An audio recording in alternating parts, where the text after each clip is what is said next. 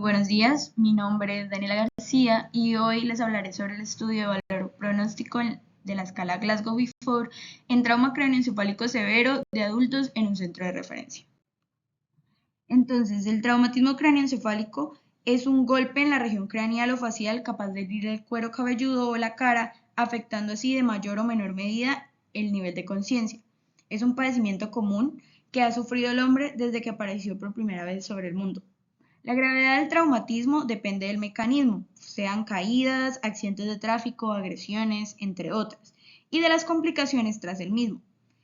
En más del 50% de los pacientes con traumatismo craneoencefálico grave, la presión intracraneal se encuentra elevada y estos aumentos de presión no controlada son los principales causantes de mortalidad y lesiones permanentes tras el evento. Se han desarrollado diferentes escalas para poder medir el estado de conciencia y el pronóstico ante este tipo de traumatismos, de las cuales las más importantes o más usadas son la escala Glasgow y la escala de Coma-Fowle.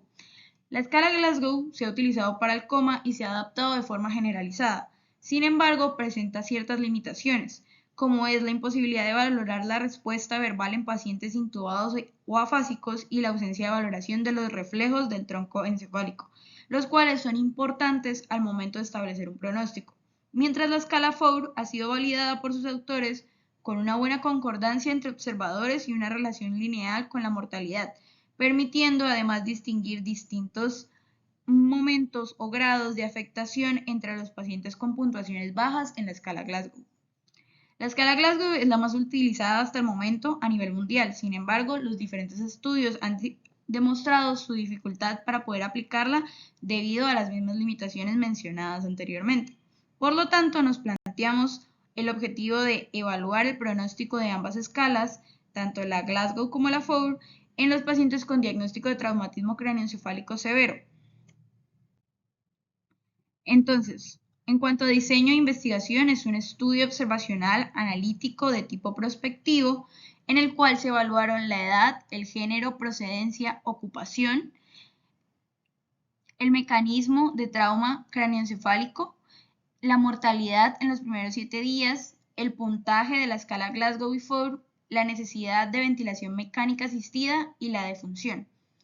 ¿Cuál fue la población y muestra? Entonces utilizaron pacientes mayores de 18 años de cualquier sexo con diagnóstico de traumatismo craneoencefálico severo que ingresaron a la unidad de emergencias del Instituto Autónomo Hospital Universitario de los Andes en Mérida, Venezuela, durante el periodo de enero a junio del 2018. ¿Cuáles fueron los criterios de inclusión y exclusión? Entonces, se incluyeron pacientes con el diagnóstico de traumatismo craneoencefálico severo que hubieran ingresado durante las primeras 24 horas del evento y fueran de cualquier sexo. Se excluyeron aquellos que tenían traumatismo craneoencefálico abierto, muerte cerebral demostrada, enfermedad hepática conocida, insuficiencia renal crónica, falla cardíaca, diabetes mellitus, neoplasias diagnosticadas y traumatismo raquimedular. Se incluyeron unos 56 pacientes con el diagnóstico clínico de traumatismo craneoencefálico severo medido a través de la escala Glasgow,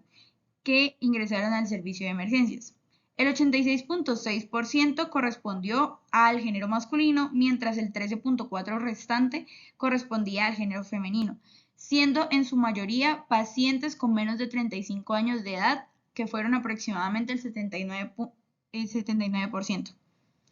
Según la evaluación de las historias clínicas, el principal mecanismo para el traumatismo craneoencefálico fue los accidentes vehiculares con un 87%, seguidos de agresiones físicas en un 5% y los accidentes laborales con accidentes domiciliarios en un 4%.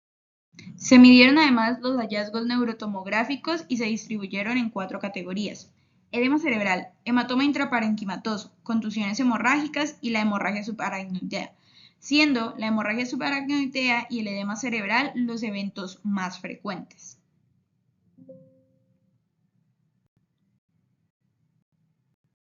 A continuación, podemos ver las variables asociadas en cuanto a mortalidad en nuestro estudio y se tuvo 12 muertes que equivalen al 22%, siendo en mayor medida la edad en comparación con el grupo de pacientes vivos, que tuvo una significancia estadística del 0.001, menor al 0.001. En cuanto al género, ocurrió principalmente en los pacientes masculinos, tuviendo así un porcentaje mayor al 90%, tanto en pacientes vivos como en pacientes fallecidos, igual con una significancia estadística de una P menor al 0.001. La asociación que se hizo en cuanto a ventilación mecánica y mortalidad tuvo una media de 6.5 días para el grupo de fallecidos y 4.6 días para el grupo de pacientes vivos, con una significancia estadística de una P menor al 0.041. La variable intervención neuroquirúrgica se realizó en 8 pacientes y tuvo una alta mortalidad, siendo 5 pacientes que equivalían al 62.5%, con una P menor al 0.01. Ya en cuanto a las escalas, el puntaje Glasgow en el grupo de vivos fue de 9 en comparación con 6, mientras que en la escala Four fue de 13 en comparación de 8, cada uno con una P menor al 0.001 y 0.0043 respectivamente.